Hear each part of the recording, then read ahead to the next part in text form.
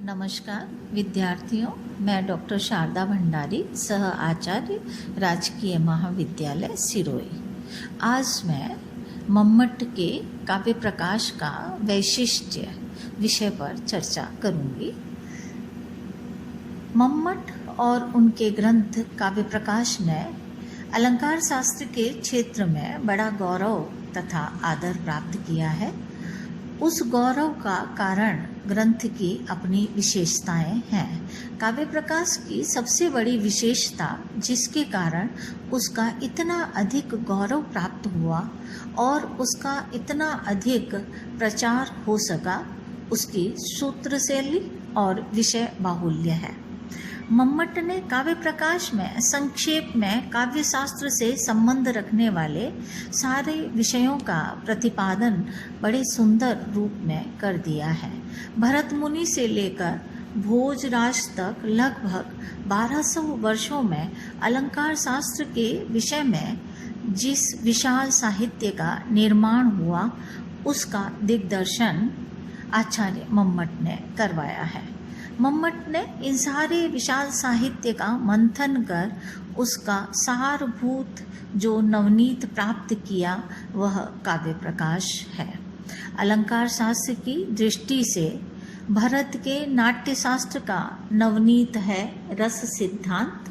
भरत मुनि का रस सूत्र और उस पर गत 12 वर्षों में जो ऊहापोह हुआ है, उन सब को आचार्य मम्मट ने अपने काव्य प्रकाश में संक्षेप रूप में बहुत ही सुंदर रूप में प्रस्तुत किया है। भामे का शब्दार्थौ सहितौ काव्यम वाला काव्य लक्षण और अधिक निर्दुष्ट और अधिक सगुण और अधिक अलंकृत और परिमार्जित होकर तददोषौ शब्दार्थौ सगुणावन अलंकृति पुनः क्वा अपि के रूप में काव्य प्रकाश में मौजूद है। भामे और दंडी ने न शब्द शक्तियों का विवेचन किया, न रस और ध्वनि का, इसलिए वे आज के अलंकार शास्त्र की आवश्यकताओं की पूर्ति नहीं करते और विषय प्रतिपादन की दृष्टि से अपूर्ण है। मम्मट ने भामे और दंडी की इस कमी को समझा और काव्य प्रकाश में इन विषयों का समावेश करके उस कमी को दूर करने का यत्न किया। उद्भट तो अलंकार सार संग्रह में ही रम गए। गिने चुने 41 अलंकारों के निरूपण के अतिरिक्त उनके पास काव्य शास्त्र का और कोई तत्व नहीं है। वामन रीति पर रिझे रहे। उन्होंने यद्यपि गुण, दोष और अलंकारों का भी वर्णन किया है, किंतु काव्य के आत्मभूत रस की नितांत उपेक्षा कर दी है और रीति को असाधारण गौरव प्रदान कर दिया। वे साहित्यिक तत्वों का यथार्थ मूल्यांकन नहीं कर सके हैं। मम्मट ने रीति, गुण, दोष और अलंकार सबका यथार्थ मूल्यांकन किया है और सबको अपनी योग्यता के अनुरूप स्थान दिया है। यह उनकी बड़ी विशेषता है। वामन के बाद रुद्रट आते हैं, पर वे भी काव्य लक्षण, शब्दालंकार और अर्थालंकार के विवेचन में लगे हुए हैं। 10 प्रकार के रस और नायक नायिकाओं का वर्णन इन्होंने अवश्य किया है, किंतु उसके बाद भी साहित्य शास्त्र के अनेक अंग छूट जाते हैं। शब्द शक्ति, ध्वनि आदि के विवेचन के बिना साहित्यिक ग्रंथ पूर्ण नहीं कहा जा सकता। रुद्रट के बाद आनंदवर्धन आते हैं। आनंदवर्धन सचमुच में ही आनंदवर्धन है। उन्होंने ध्वनि तत्व का ऐसा विशद और प्रांजल विवेचन उपस्थित किया कि सहृदयों का हृदय आनंद उल्लास से परिपूर्ण हो उठता है। पर अकेली मिठाई से ही काम नहीं चलता। भगवान ने तो मधुर, अम्ल, लवण, कटु, कसाय और तिक्त षड्रस बताए हैं। उन सब की विविधता आस्वाद विशेष को उत्पन्न करती है। आनंदवर्धन में उस विविधता का कुछ कुछ अभाव जरूर खटकता है। उनका तो सब कुछ ध्यान ध्वनि पर ही केंद्रित होता है, इसलिए वे भी साहित्य शास्त्र का समग्र चित्र अपने ध्वन्यालोक में प्रस्तुत नहीं कर सके। काव्य प्रकाशकार ने तो ध्वन्यालोक का सार तत्वांश बड़े सुंदर रूप में अपने ग्रंथ में उपस्थित कर दिया है, या यूँ कहें कि मम्मट ने आनंदवर्धन को पुनः प्राणदान दिया है। अन्यथा ध्वनि विरोधी भट्टनायक और महिम भट्ट ने मिलकर उनके ध्वनि सिद्धांत को तो कुचल ही डाला था। यह तो मम्मट का ही सामर्थ्य था कि इस उग्र संघर्ष के बीच वे ध्वनि सिद्धांत को बचाकर निकाल लाए, और अब यह सिद्धांत ध्वन्यालोक से भी अधिक सुंदर रूप में और अधिक पुष्ट आधार पर काव्य प्रकाश में उपस्थित है। इसीलिए मम्मटाचार्य को ध्वनि प्रस्थापन परमाचार्य कहा जाता है।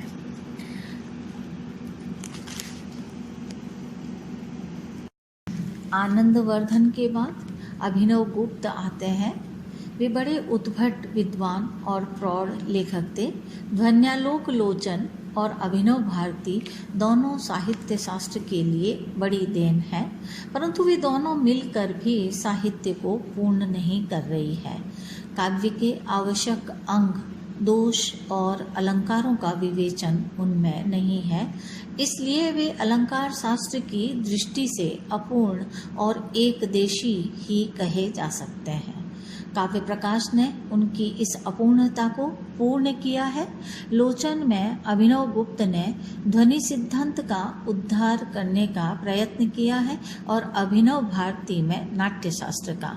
अलंकार शास्त्र की दृष्टि से उनका जो सारभूत तत्व है वह सब काव्य प्रकाश में उपस्थित है, इसलिए काव्य प्रकाश इनकी अपेक्षा अधिक परिपूर्ण है और साहित्यिक आवश्यकताओं को अधिक सुंदरता के साथ शांत करने वाला है।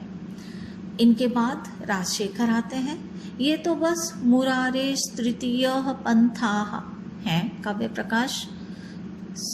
काव्य मीमांसा साहित्य शास्त्र का विवेचन करने वाली होने पर भी अब तक की सारी विचारधाराओं से बिल्कुल भिन्न है, इसलिए उपयोगी होने पर भी वह अलंकार शास्त्र विषयक जिज्ञासा की निवृत्ति में प्रायः असमर्थ हैं। उसके बाद मुकुल भट्ट आते हैं। उनका अभिधावृत्ति मात्रिका ग्रंथ केवल शब्द शक्ति से संबंध रखता है। अलंकार शास्त्र के अन्य अंगों से उनका कोई संबंध नहीं है। काव्य प्रकाशकार मम्मट ने उसकी उपेक्षा नहीं की। साहित्य शास्त्र के एक आवश्यक भाग की पूर्ति उनके द्वारा होती है, इसलिए उसका भी सारांश उन्होंने बड़े सुंदर रूप में अपने ग्रंथ में उपस्थित किया है। कुंतक, क्षेमेंद्र और भोजराज के सिद्धांतों का भी यथार्थ मूल्यांकन कर उनका समुचित रूप में काव्य प्रकाश में समावेश किया गया है। और ध्वनि विरोधी महिम भट्ट को तो उन्होंने खूब प्रताड़ित किया है। उनकी ध्वनि विरोधी युक्तियों की ऐसी प्रताड़ना की कि वह बेचारा सिकुड़ा कर अपने व्यक्ति विवेक के भीतर ही समा गया और उसके बाहर उसका कहीं कोई आदर नहीं है। जिस ध्वनि सिद्धांत को मिटा डालने के लिए व्यक्ति विवेककार ने संकल्प किया था, मम्मट की कृपा से वह सब पहले की अपेक्षा भी और अधिक सुंदर और सुदृढ़ सिद्धांत के रूप में उपस्थित है। आचार्य मम्मट की प्रतिभा, उनकी विशेषता और साहित्य शास्त्र के प्रति की गई उनकी सेवा का मूल्यांकन 1 सहस्त्र वर्ष से भी अधिक लंबे काल में फैले हुए साहित्य शास्त्र के सिंहावलोकन के बिना नहीं किया जा सकता। इसलिए आपको संक्षेप में उन साहित्यिक प्रवृत्तियों का भी अध्ययन किया जाना चाहिए। काव्य प्रकाशकार ने इन 1 सहस्त्र वर्षों में साहित्य उद्यान में खिले हुए समस्त पुष्पों का मधु संचय करके अपने इस काव्य प्रकाश ग्रंथ का निर्माण किया है। यह उनकी सबसे बड़ी विशेषता है, जिसके कारण उनको और उनके ग्रंथ को इतना अधिक आदर प्राप्त हुआ है।